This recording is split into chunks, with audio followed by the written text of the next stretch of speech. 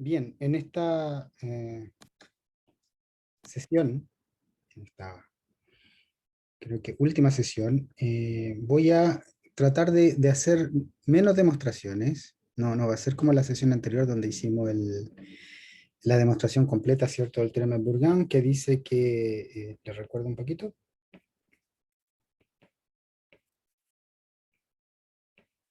El teorema de Bourgain dice que todo espacio métrico finito se incrusta en, en un espacio euclidiano, ¿cierto? Le voy a colocar la euclidiana para que recuerden que es la métrica euclidiana, porque si estábamos con la métrica al infinito, hay una incrustación muy sencilla, que es la incrustación de Fréchet, y de hecho no necesito ir a esa dimensión, sino que puedo ir a la dimensión R a la n, y con distorsión del orden de una constante veces, bueno, como estoy usando la notación del orden, es esencialmente logaritmo. Ujú. Y es un teorema realmente maravilloso, y de hecho la demostración me indica más o menos cómo se debe hacer, pero quería insistir en un punto importante en estos teoremas, que una cosa es tener la demostración teórica, y otra cosa es que como la heurística, como he explicado de la heurística de este asunto, tiene mucha aplicación y por lo tanto uno tiene que tratar de aterrizar las demostraciones para transformarlas en algoritmos. Y eso es una línea importantísima de desarrollo en este tipo de cosas, donde se junta el análisis fino, cierto, teórico, con el aspecto computacional y el aspecto práctico del asunto. Cómo transformar un teorema de esto en algo explícito, cómo hacer las incrustaciones de manera explícita. Bueno, como les decía al inicio, este teorema lo demostramos de manera completa, es una demostración que es esencialmente la misma que propuso Bourgain originalmente. Claro que si uno va al artículo de Bourgain, le va a costar leer un poquito porque está escrito en un lenguaje de análisis funcional. Yo las tomé de una exposición brillante, lo voy a escribir acá para que puedan seguir algunas de las exposiciones de Asaf Naor, ¿cierto? Que hay muchas en YouTube y son realmente charlas preciosas, donde uno puede ir a consultar material en lugar de estar escarbando los libros. A veces es mucho más práctico ir a mirar a YouTube y encontrar este tipo de exposiciones. Además que sirve muchísimo cuando uno, sobre todo, está empezando en la... se está metiendo en este ambiente, escuchar charlas directamente en inglés. Ujú. Y les quería comentar ahora un aspecto complementario, se puede decir, aunque si bien entiendo que esto surgió un poquito antes. Se llama el lema de Johnson y Lindenstrauss, que es un lema bastante sorprendente, no solo por lo que dice, sino que también por la demostración. Y lo que me dice esencialmente es que yo puedo empezar a bajar la dimensión, claro, ciertamente pagando un costo, pero sin distorsionar mucho más. Ujú. Lo voy a enunciar explícitamente y voy a dar la idea de la demostración, porque si yo hiciese la demostración, muy probablemente no me alcanzaría una hora para exponerla. Ujú. Es una demostración un poco fina, pero uno llega hasta un punto donde entiende la idea, y después vienen una serie de detalles técnicos que, bueno, que son más que técnicos en realidad, que permiten entender. Dicho sea de paso, Lindenstrauss no es el Lindenstrauss que ganó la medalla Fields el 2010, es su padre. El padre de Lindenstrauss era porque falleció ahí en torno al 2006, de hecho, un gran especialista en geometría de espacios de Banach. Entonces lo voy a escribir con cuantificadores, y me disculpan si me demoro un poquito, pero lo que hay que hacer para todo epsilon mayor que 0, piensen que un epsilon menor que 1, existe una constante k de epsilon, que es del orden de una constante universal dividido por epsilon cuadrado, si recuerdo bien. Pero en fin, no importa mucho. Existe una constante tal que para todo n, ujú, y para todo conjunto V de puntos de un espacio Rn, de n puntos, o Rn con la métrica euclidiana, lo podemos escribir como L2n, ¿ya? Es lo mismo. Eh, y para todo K que sea mayor o igual que esta constante universal, ¿cierto? Que depende del epsilon. Por el logaritmo de n, es decir, estamos llevando n al logaritmo de n esencialmente, existe una transformación que va desde L2 a la n. De hecho, es una transformación lineal a LK, es decir, estoy bajando la dimensión de Ln a L, esencialmente el logaritmo de n, salvo esta constante kappa que depende del epsilon. Y esta transformación me va a distorsionar de manera acotada los vectores. O sea, la distancia entre f de i y f de bj es menor o igual que 1 más epsilon por la distancia entre bi y bj. Y esto es para todo i, j, y es mayor o igual que 1 menos epsilon por la distancia entre bi y bj. ¿Ok? Entonces, de nuevo, esto es un lema de reducción de dimensión. Y esto es práctico también porque yo no solo quiero llevar un espacio métrico, ¿cierto? Llevar datos a un espacio métrico Rn con R cualquiera, sino que me gustaría que la dimensión a la que estoy llegando no sea muy grande, de tal manera de tener cierta factibilidad para trabajarlo, ¿cierto? Ya sea manualmente o más bien computacionalmente, porque manualmente uno no llega más allá de dimensiones pequeñas todavía. Difícilmente uno va a poder trabajar con vectores de más de 10 coordenadas, por ejemplo. Pero sí, computacionalmente esto hace una diferencia. ¿Ok? Y se le llama lema, en realidad es un teorema, pero se le llama lema porque en el artículo original de Johnson y Lindenstrauss está anunciado como lema. Hay muchos resultados en matemática que se conocen como lema. De hecho, yo suelo decir que una matemática se institucionaliza como tal o tiene un nombre no cuando tiene un teorema, sino cuando tiene un lema. Un lema es algo muy precioso, muy fundamental que hace funcionar una máquina, más que haber llegado al resultado final, sino que dar el puntapié inicial de algo. De hecho, yo les puedo comentar que una parte importante de mi trabajo de investigación que no tiene que ver con esto, tiene que ver con sistemas dinámicos, viene de un lema. Se llama el lema de Koppel. Es el primer lema de la tesis de Nancy Koppel. Y lo utilizo, debe estar citado en, yo creo que más de la mitad de mi artículo. El lema de Koppel para mí es fundamental. Bueno, este es el lema de Johnson y Lindenstrauss, que también es fundamental en esta área. Debiese ser llamado teorema, pero se le conoce universalmente como lema. Ok, entonces de nuevo, yo tomo n puntos en Rn con la métrica euclidiana, que es lo mismo que L2 a la n, y trato de bajarlo de dimensión sin distorsionar mucho. Y es bastante sorprendente que se pueda, porque uno dice, si yo bajo dimensión voy a destruir la geometría y bueno, este lema dice que no. Entonces voy a dar la idea de la demostración, porque entrar en los detalles, como les decía, no me permite el tiempo. Este lema lo pueden encontrar en cualquier texto de geometría discreta, la demostración completa. Van a necesitar unos preliminares de teoría de probabilidades y algunos cálculos, pero no más que eso.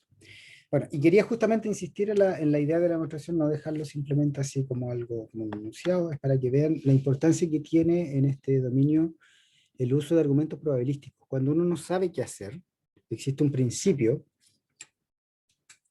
que fue muy explotado por Pelerdos. De hecho, desde el tiempo de Pelerdos se le conoce como principio probabilístico. Si yo no sé qué hacer, bueno, hago lo que salga al azar. Y a lo mejor eso me da alguna información. Se llama el método probabilístico y eso funciona de maravilla en muchos ámbitos.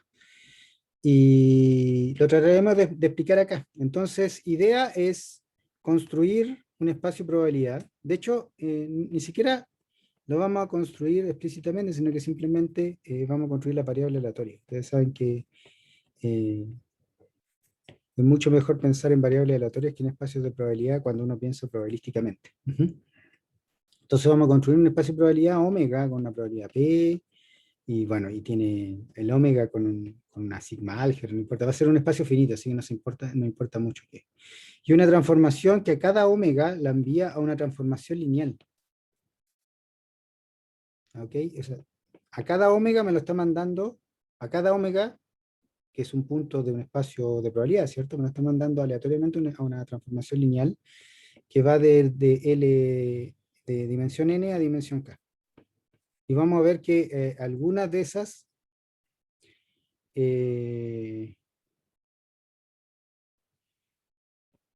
funcionan. Y bueno, la propiedad va a ser que para todo x en el espacio de inicio en L2n se cumple lo siguiente. La probabilidad, o sea, el conjunto de los omega que hacen algo bueno, que es que el x no me lo distorsiona mucho,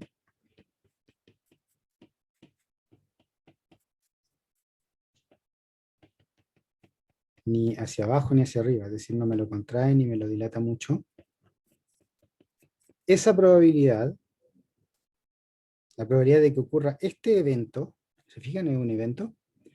Bueno, es mayor o igual que 1 menos un n cuadrado.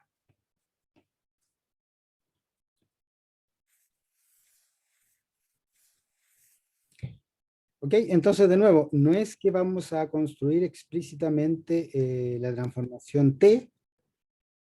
Piensen ahora que el X voy a colocar BI menos BJ sistemáticamente. No vamos a construir sistemáticamente la transformación T, sino que vamos a decir que una transformación T tomada al azar en cierto espacio de probabilidad que vamos a construir va a funcionar, sin decir explícitamente cuál. Entonces, de nuevo, esto es una demostración más bien teórica. Y, y buscar formas de implementarla en la práctica es un tema sumamente interesante. Bien, ¿por qué esto prueba el teorema? Después les voy a hablar un poquito de cómo se construye este espacio de probabilidad. Pero ¿por qué esto prueba el teorema? Es porque yo lo que quiero es colocar x igual a bi menos bj sistemáticamente, para tener que la distancia entre bi menos bj, entre las imágenes, no es muy diferente de la distancia entre bi y bj. Entonces, si yo coloco x igual a bi menos bj, eso me da n sobre 2 posibilidades. Entonces yo tendría que, en el evento, tendría que ingresar no solo un x, sino que tendría que ingresar n sobre 2 posibilidades. ¿Cierto? Ahora, la probabilidad de que para un x fijo se cumpla la buena desigualdad es alta, es 1 menos un n cuadrado. Es decir, la probabilidad de que alguna de las desigualdades que yo quiero no se cumpla es a lo más 1 sobre n cuadrado. Entonces lo voy a escribir así informalmente. Probabilidad del caso malo para un x fijo que va a ser bi menos bj, pero que está preestablecido, es menor o igual que un n cuadrado. Y por lo tanto la probabilidad de que haya algún caso malo va a ser la probabilidad de que sea malo para alguno fijo y por la cantidad total. Entonces la cantidad total es n sobre 2 y la probabilidad para que deje de funcionar en un caso fijo es un n cuadrado. Y esto es menor o igual que un medio, de hecho, porque es n por n menos 1 dividido por 2 y seguido por n cuadrado, es menor o igual a un medio. Y por lo tanto la probabilidad de que no haya ningún caso malo se refiere a los BI menos BJ, es mayor o igual a un medio, y lo único que me interesa es que esa probabilidad sea mayor que 0. Porque si esa probabilidad es mayor que 0, significa que existen omegas para los cuales yo ese x lo puedo reemplazar por BI menos BJ para toda elección de I y J. Y eso es justamente lo que yo quiero. Ujú.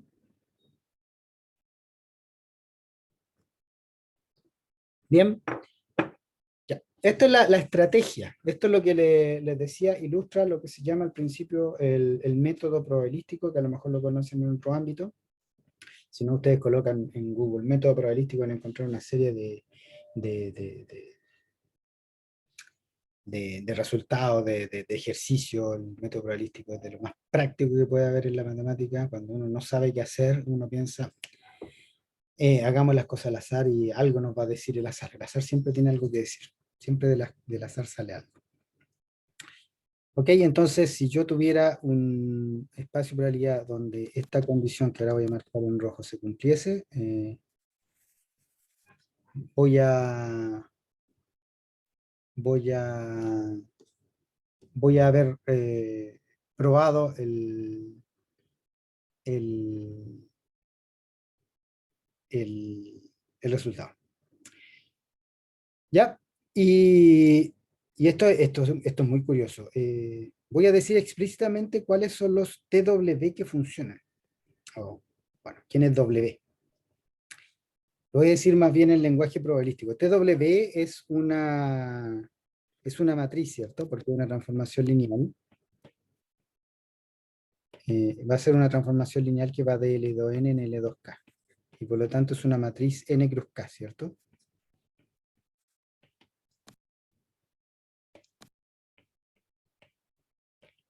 Y la entrada de esa matriz, los X y J, van a ser igual a, bueno, con J de 1 a N, perdón, esto no es N cruz K, es K cruz N, ¿cierto? Si ustedes me permiten, filas tiene que ser N y columnas K. Creo que sí, creo que tiene que ser K cruz N. Bueno, eh, ahí lo pensamos bien porque, a ver, me tiene que tomar un vector de Rn, N, entonces no, debe tener N columnas, claro, K cruz N. Una matriz K cruz N. Y el XJ es... bueno, vamos a tomar el XJ como siendo una variable aleatoria. Cada XJ va a ser una variable aleatoria independiente, si cambio el I y el J, de tipo Bernoulli, nada más que eso.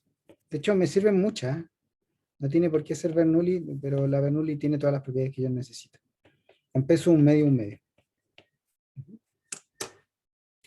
En otras palabras, yo es una matriz K cruz N, ¿cierto? Tiene K por N entradas, y en cada entrada, para determinar qué número va, yo tiro una moneda, y si me sale cara, coloco un 1, si me sale cruz, coloco un menos 1. El espacio de probabilidad va a ser el espacio producto de un espacio asociado a una moneda multiplicado consigo mismo nk veces. Eso va a ser el espacio de probabilidad.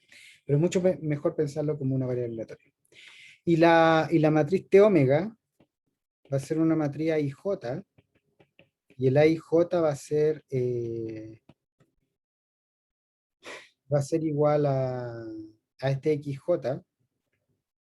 Bueno, es una IJ de omega, ¿cierto? Va a ser 1 dividido por la raíz de K, se necesita una constante de normalización, XIJ de omega. Ese es el AIJ de omega. Ujú. Y,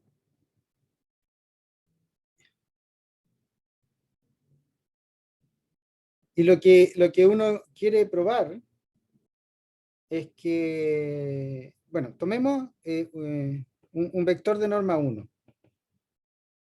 A final de cuentas, todo se puede reducir a vectores de norma 1 porque la norma está de los dos lados de la desigualdad y son transformaciones lineales. Lo que queremos es que la probabilidad de que del conjunto, del evento, ¿cierto? De que T omega de X no se contraiga mucho, es grande, y por lo tanto la probabilidad de que no se expanda mucho, y por lo tanto la probabilidad de que se expanda es pequeña, un 2n cuadrado. Y queremos también que la probabilidad de que el T omega de X no se contraiga mucho, es decir, que no sea más chico que 1 menos omega, sea pequeña. O sea, que sea grande y por lo tanto la probabilidad de que se contraiga sea pequeña. Eso es lo que necesitamos esencialmente. Yo quiero calcular. Bueno, esto es un poquito delicado, pero sí les voy a explicar qué es lo que pasa, por qué apareció esa constante de normalización, etcétera. Cuando yo le aplico T omega a X, al vector X, yo obtengo un vector cuyas coordenadas son sumatoria de A y J de omega, ¿cierto? XJ. Estoy pensando que el X es el vector X1 hasta Xn, ¿cierto? Son las coordenadas, son las xj. Y esto va a ser 1 sobre raíz de k, sumatoria del xj de omega, por x. Esas son las entradas de, perdón, por xj. Esa es la entrada iésima del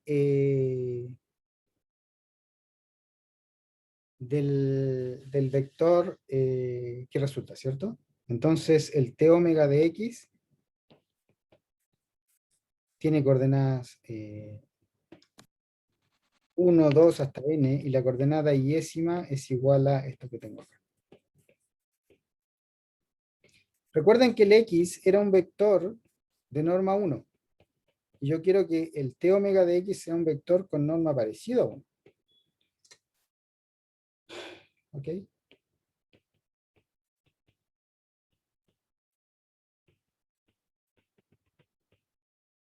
Entonces yo lo que debiera tratar de hacer es primero calcular la norma de ese vector. Y obviamente va a ser difícil calcular la norma de ese vector porque es un resultado, un proceso aleatorio. El omega, estoy calculando xj de omega, omega un punto de la espacialidad, xj una variable aleatoria de Bernoulli, etc. No lo voy a poder hacer en general, pero sí puedo hacer algo que es típico del método probabilístico y puedo calcular la esperanza. ¿Qué es lo que me va a salir en promedio como norma del vector? Entonces de nuevo voy a escribirlo. T omega de x coordenada iésima es igual 1 sobre raíz de k, sumatoria en j de los x y j de omega. Recuerden, los x y j son los Bernoulli, xj. Esto en coordenada y.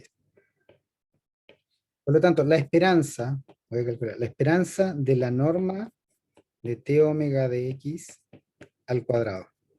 Yo quiero que la norma de t omega de x al cuadrado esté cerca de 1. No lo puedo estimar omega por omega porque significa que tengo que empezar a cambiarlo más 1, menos 1, de acuerdo a cómo salga mi moneda, pero sí yo puedo hacer un cálculo directo de esperanza. Esto es la esperanza de, bueno, la sumatoria de i igual 1 acá de, bueno, esta es la coordenada.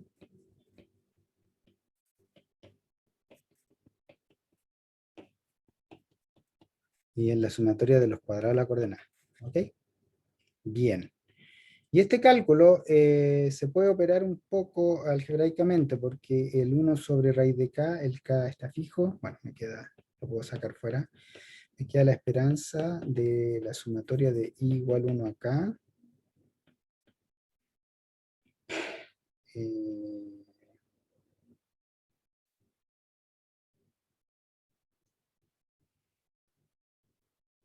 voy a colocar el paréntesis, me queda i igual 1 acá y luego j. Ah, sí, esto es...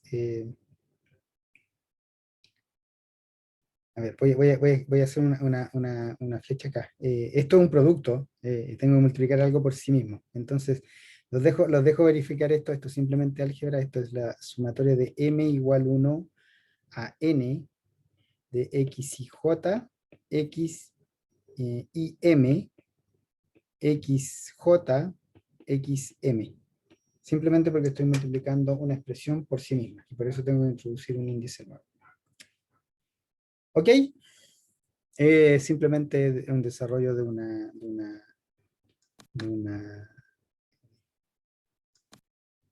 sumatoria. Ahora, recuerden que los xj o xm, como entren aquí en la expresión, son variables de Bernoulli independientes. Por lo tanto, la esperanza de x y j, x y m es 0 si j es distinto de m.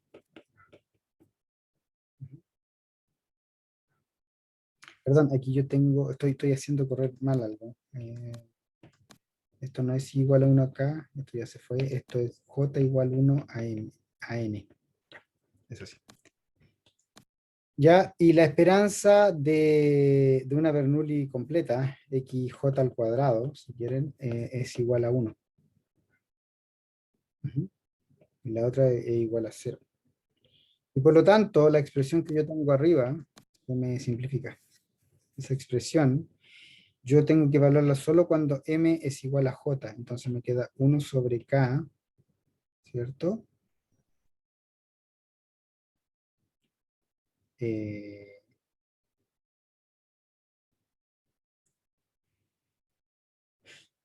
1 sobre k, esperanza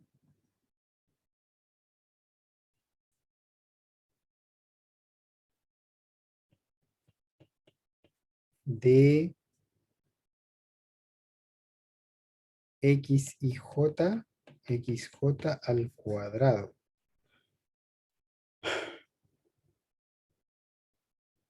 Sumatoria en j.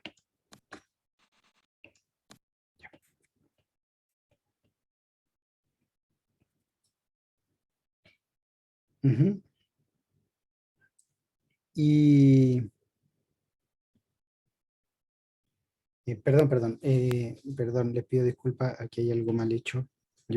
Por eso se me estaba confundiendo el i. Voy a borrar un poquito. Ahora sí. Esto es el desarrollo, queda un k acá, y esto también es una sumatoria de i igual 1 acá. Entonces esa expresión me queda 1 sobre k, sumatoria de i igual 1 acá, y ahora, perdón, aquí hay una esperanza, y ahora me queda esa esperanza que justamente, me queda la esperanza de la suma de sobre j de x y j al cuadrado, xj al cuadrado. Y bueno, esto tiene esperanza 1, y por lo tanto me queda, y la suma de la entrada del vector son 1, porque yo estaba empezando con un vector unitario. Entonces esto me queda 1 sobre k, sumatoria de i igual 1 acá, y la esperanza que me queda ahí es igual a 1. Por lo tanto, esto es 1. ¿Ok? Entonces la conclusión es que este numerito es igual a 1. Y eso es importantísimo. Lo que me está diciendo es que en promedio el vector x va a un vector unitario. Ujú. Recuerden que lo que yo quiero es que el vector x, por muchos omegas, no se me distorsione mucho, no se me agrande mucho más del 1, ni se me achique mucho menos del 1. El primer paso es probar que en promedio me da igual a 1. Entonces, el resto de la demostración, que es la parte que no voy a hacer, es una estimación de concentración. Es decir, no solo quiero que en promedio la norma de un vector unitario por esta aplicación aleatoria sea unitaria, sino que yo quiero que para muchos esté muy cerca de ser unitario, para muchos omegas. Y eso ya son estimaciones que, como les decía, son delicadas, tienen muchas ideas por detrás, pero que si las empiezo a hacer me voy a demorar muchísimo. Entonces les dejo ir a mirar cualquier referencia de geometría discreta. Ustedes colocan lema de Johnson, Lindenhaus, y van a poder ver el desarrollo completo de la demostración. ¿Ok? Ahora, para ir cerrando, les quería comentar otras direcciones donde uno puede estudiar este tipo de cosas y donde van apareciendo. Bueno,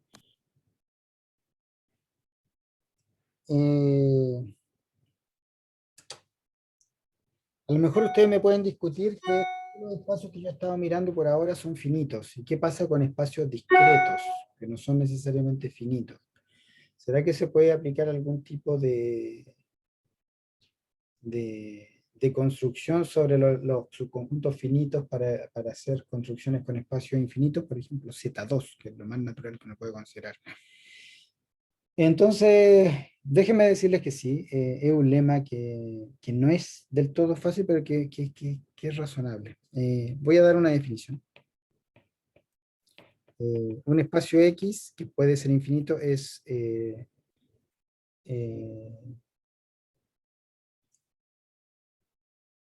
bueno, aquí hay definiciones. hay terminologías que son diferentes.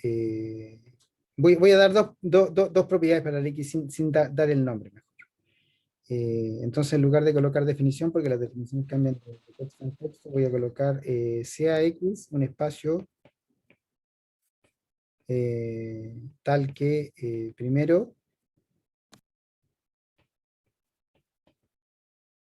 sea separado, pero de manera uniforme. Uno, existe un delta tal que para todo X distinto de Y en X, la distancia entre ellos sea por lo menos delta. Es decir, no se me van juntando los puntos, incluso cuando los puntos se van tendiendo al infinito, mantienen cierta separación. Y lo segundo es que sea uniformemente localmente discreto, que para todo R mayor que 0 existe un N que depende de R, tal que la bola de centro en X radio R intersectado con X, bueno, estamos dentro de X. Esto es un subconjunto de X, un espacio discreto. Tenga un cardinal menor que Cn. ¿Okay? Es decir, que las bolas tengan una cantidad finita de puntos y no solo finita, sino que hay una estimación superior que solo depende del radio, no de dónde estoy parado. Este tipo de espacios son buenos, se les llama uniformemente localmente discreto en algunos contextos, aunque como les digo, los nombres suelen variar. Y hay una proposición que no es fácil, pero que es intuitiva, que dice lo siguiente: si para todo, bueno, si X tiene esta propiedad y para todo A subconjunto de X finito, el A finito, existe una incrustación de A en un espacio de Banach, ¿ya? B es un Banach dado, puede ser cualquier Banach. De hecho, una de las dificultades de este teorema es probarlo para cualquier Banach. Si uno lo quiere probar por un espacio de Hilbert, se simplifica un poco. Existe una incrustación con distorsión menor o igual que una constante universal, C, independiente de A. Entonces, es decir, lo que yo estoy diciendo es, si todas las partes finitas se pueden incrustar y la distorsión está uniformemente acotada, entonces yo puedo incrustar X en el espacio Banach B. Con distorsión controlada. Y de hecho la distorsión me va a salir a lo más C o a lo más 2C. ¿Ya? Es una suerte de principio de compacidad, pero su demostración no es para nada sencilla. Fíjense. Lo que está diciendo es que si yo puedo colocar las cosas, los subconjuntos finitos, entonces yo puedo colocarlo todo, siempre y cuando se cumplan esas propiedades geométricas de separación uniforme y de discretud uniforme que están arriba.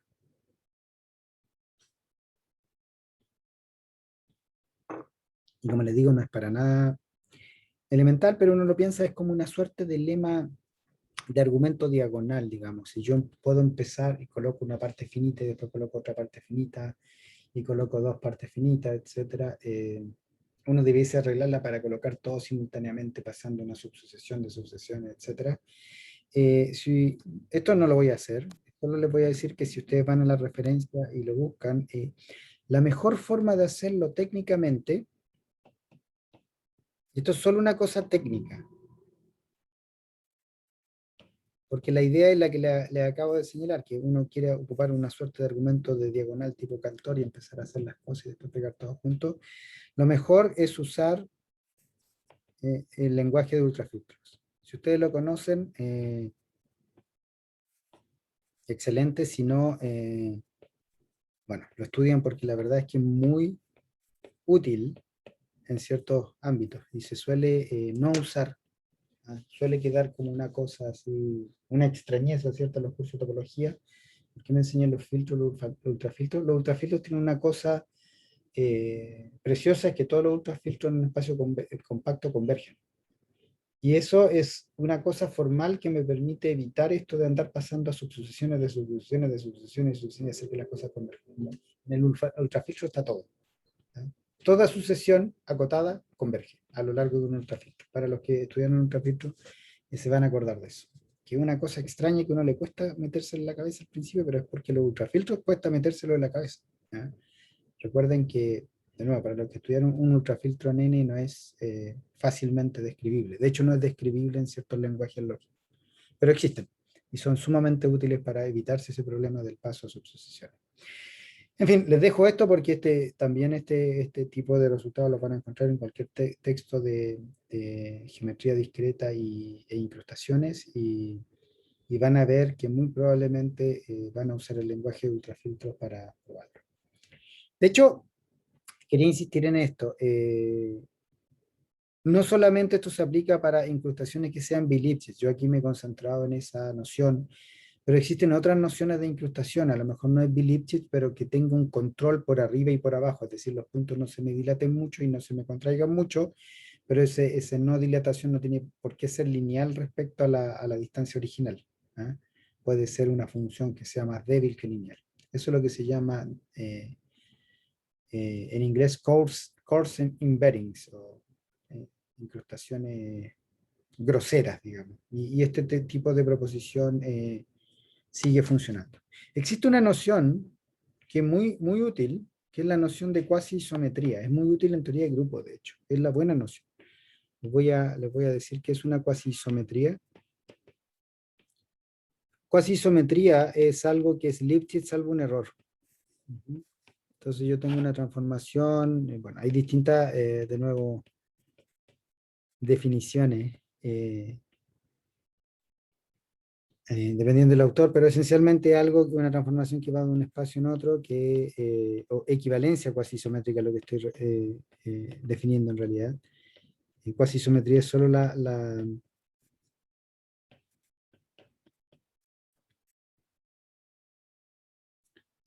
desigualdad por la derecha, pero como les digo, las terminologías suelen cambiar de texto en texto, entonces no tiene mucho sentido darse vuelta en esto. Yo quiero que haya el A es como una constante Lipschitz, pero yo autorizo todavía una, un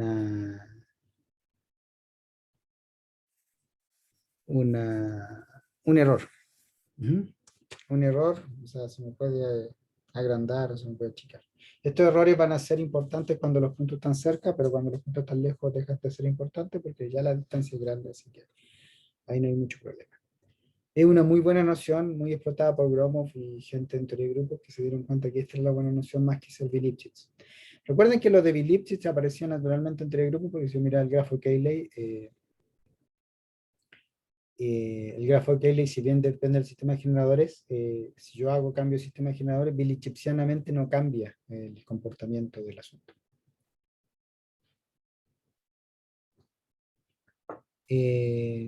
Pero en fin, les puedo nombrar un teorema por si alguien tiene interés en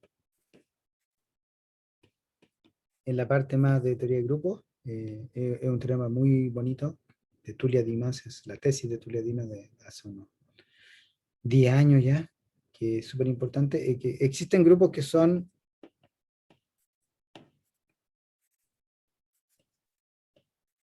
cuasi isométricos, de acuerdo a esta definición, o sea, son equivalentes por cuasi isometría, pero no son Bilipschitz equivalentes. No existe una equivalencia Bilipschitz entre ellos. Y son grupos relativamente sencillos, son grupos solubles, de hecho. Es un teorema muy bonito, está publicado en Juke, creo que el 2010, y un ejemplo muy bonito, y costó mucho que saliera, mucho. Se sabía que dentro de ciertos ámbitos, ciertos grupos, equivalencia cuasi isométrica implicaba equivalencia Bilipschitz, pero Tulia encontró unos grupos solubles, los grupos que eran candidatos eran grupos más bien chicos, pero no muy chicos, y Tulia aisló uno y probó eso. Entonces, estas nociones de ser cuasi isométricamente equivalentes y Bilipschitz equivalentes no son iguales. Y bien, ya que estamos en esto, les voy a contar algo sobre otra dirección, porque esto es interesante de estudiar. Se refiere a los conjuntos de Delon. Bueno, esto lo pueden encontrar como Delon, de la UNAI. Delon era un matemático ruso-francés, entonces depende de la versión que le dan de su apellido, ¿cierto? El conjunto de Delon son cosas súper eh, a la vez teórica y súper práctica. Un conjunto de Delon, supongan que ustedes tienen un espacio métrico X, piénsenlo como un RD, como un espacio grande, infinito, y ustedes tienen un subconjunto D de X, y es una suerte de buena discretización de un conjunto. Sí, lo primero es que sea uniformemente separado, o sea, existe delta, tal que para todo X distinto de Y en D, la distancia entre ellos sea mayor o igual a delta. Y la segunda propiedad es que existe vamos a poner no quiero que piensen que es una constante chica, entonces puedo colocar un alfa mayor a cero, tal que para todo x en x, la bola de centro x y radio alfa intersecta al conjunto de Delon. ¿Ok? Es decir, no me quedan espacios. No me queda, tengo mi espacio X, una cosa enorme. Piensen que es infinito, yo lo estoy dibujando infinito. Y en cada bola de radio alfa yo encuentro puntos. Y si yo hago bolas muy chicas no voy a encontrar dos puntos. ¿Okay? Si hago bolas de radio menor a delta, a lo más encuentro un punto. Y en las de radio alfa, que es más grande, siempre encuentro por lo menos un punto. Es un conjunto de Loné y cualquier red, ¿cierto? En Z2, en R2, por ejemplo, el conjunto de Loné. Y estos son muy estudiados en muchos ámbitos. ¿Ah? Aparecen en los diagramas de Voronoi, por ejemplo, en el estudio de los cristales. Las imágenes por difracción esencialmente me entregan un conjunto de Delon casi siempre y,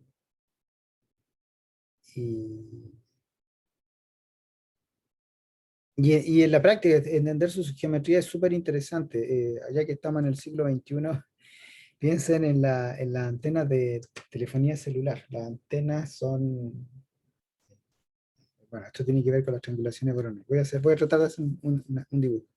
Supongan que aquí hay una antena y usted tiene otra antena y otra antena. Y otra por acá. Y ustedes van con su teléfono recorriendo la ciudad, o sea, van por el DF, no sé de dónde están conectados. El DF es una ciudad suficientemente grande para que haya muchísimas antenas en la misma compañía. Y entonces, si ustedes están por acá cerca, su teléfono se conecta acá. Pero si ustedes están por acá, su teléfono se conecta acá. Eso es esencialmente cómo funciona. Y eso me da una descomposición de este lugar, que vamos a pensar que es como un plano, que es la siguiente. Para decidir si yo me conecto a esta antena o a esta antena, yo tengo que decidir si estoy más cerca de una o de la otra. Y ahí hay una operación muy sencilla. Yo tiro el trazo entre ellos dos y luego tiro la simetral y los puntos que quedan acá están más cerca de ese vértice de arriba y los que quedaron por acá abajo están más cerca del vértice de abajo. Voy a borrar un poco esto. Y eso me va dando naturalmente una división de mi espacio. Lo importante son las simetrales. Eh, y de acuerdo a esa división, yo voy haciendo, espero que me quede más o menos bien. Esto no estoy seguro que me esté quedando bien, pero en fin. Voy haciendo una descomposición y me voy quedando con terrenos donde estoy más cerca de uno del otro. Por ejemplo, si este dibujo estuviese razonablemente, cosa que no creo, eh, no creo, porque aquí veo un problema, ¿no? Aquí no puede ser así. Disculpen un poco. Voy a ver cómo sería. Aquí esto tiene que ser, tengo estos tres puntos, tengo, disculpen. Y lo que pasa es que estas tres simetrales, estas tres simetrales tienen que ir a intersectarse en un punto que es el el centro del triángulo en cuestión. Estoy haciendo mucho dibujo. Voy a tratar de explicar esto. Aquí hay un triángulo. Y estoy trazando tres simetrales, ¿cierto? Esta, es que el circuncentro sale hacia afuera. Hay un triángulo aquí. Ya, ahí sí. Y este otro probablemente no llega acá, pero llega cerca. En fin, creo que puse mal los puntos. Voy a borrar un poco esta parte.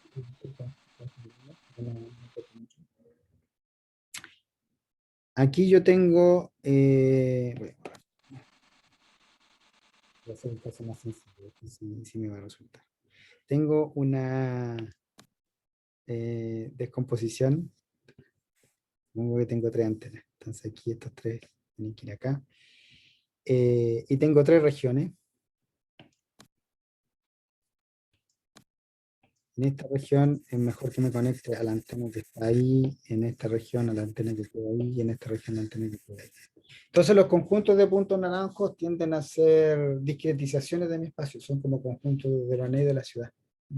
Tienen que estar separados para no estar haciendo gasto de más y tienen que cubrirme el territorio, es decir, la segunda condición para que me cubran todo, para que yo me pueda conectar en cualquier parte, ¿cierto? Y se trata de optimizar eso. De hecho, esta idea que si se fijan se remite a un concepto de un espacio métrico, no viene desde la telefonía, esto es muy antiguo, viene desde la climatología, la gente que colocaba, desde la meteorología, la gente que colocaba estaciones meteorológicas sabía que tenía que colocarlas con cierta distancia y cubriendo el territorio, entonces naturalmente eh, tenían esto metido en la cabeza de que las posiciones tenían que formar una suerte de conjunto de drones. Y en muchas contextos estos se llaman de otra manera. La triangulación o la división en polígono que estoy haciendo acá se llama división de Voronoi para los matemáticos, pero para la gente de meteorología se llaman las divisiones de Thiessen, porque es la persona que eh, se le ocurrió esta idea en meteorología. En fin, yo estoy suponiendo que la Tierra es plana aquí, o por lo menos estoy cubriendo una región donde todavía se puede pensar que es plana. Voy a borrar esto porque no una discusión al paso.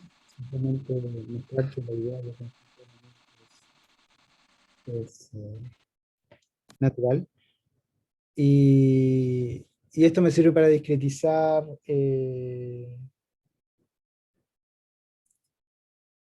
su conjunto de planos. Entonces quiero terminar porque ya me queda poquito tiempo con un problema que fue planteado por Gromov.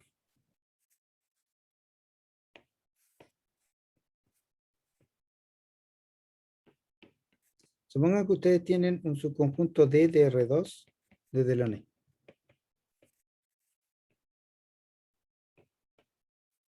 Y la pregunta es, ¿existe F de D a Z2 que sea Bi-Lipschitz?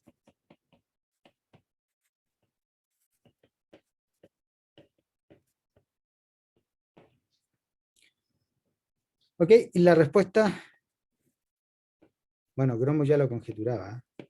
La respuesta fue dada por Burago Kleiner y por Macmillan, que otro medallista Fields, de manera independiente, si bien creo que la aproximación de Burago Kleiner es mejor, bueno, la respuesta es no. Existen conjuntos extraños que no son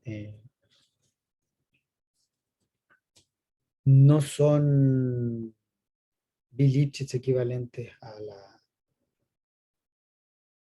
a Z2.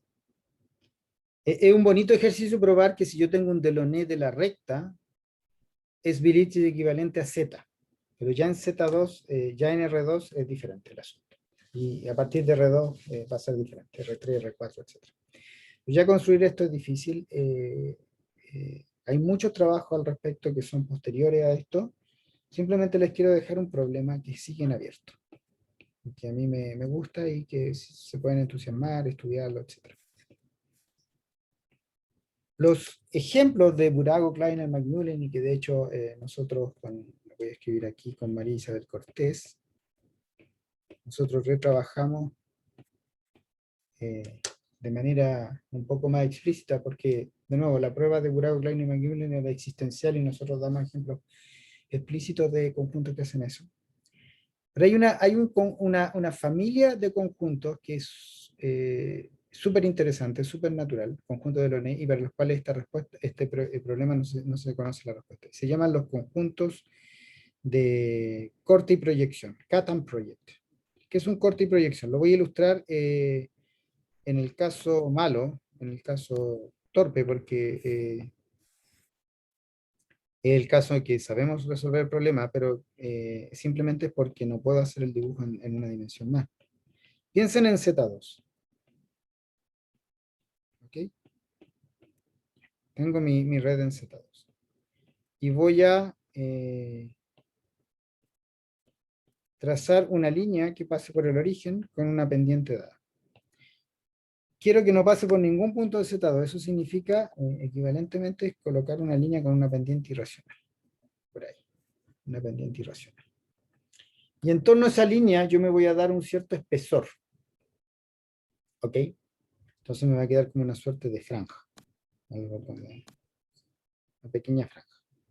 No es importante pensar en qué tan grande es la franja por ahora. Y los puntos que me quedan en la franja, los marco dentro de la franja. Ese me quedó adentro, este me quedó adentro. Los puntos de Z2, este me quedó adentro, este me quedó adentro, los otros yo creo que están afuera. ¿Ya? Y esos puntos los proyecto hacia la recta, los proyecto perpendicularmente, a la recta amarilla. Eso es lo que se llama proyectar. Corte porque tomé una franja en torno a una línea de pendiente irracional, y proyección porque los proyecté hacia recta. Esa línea amarilla es una recta. Y ese conjunto es un ejercicio. El conjunto obtenido por proyección es un Delaunay de la recta.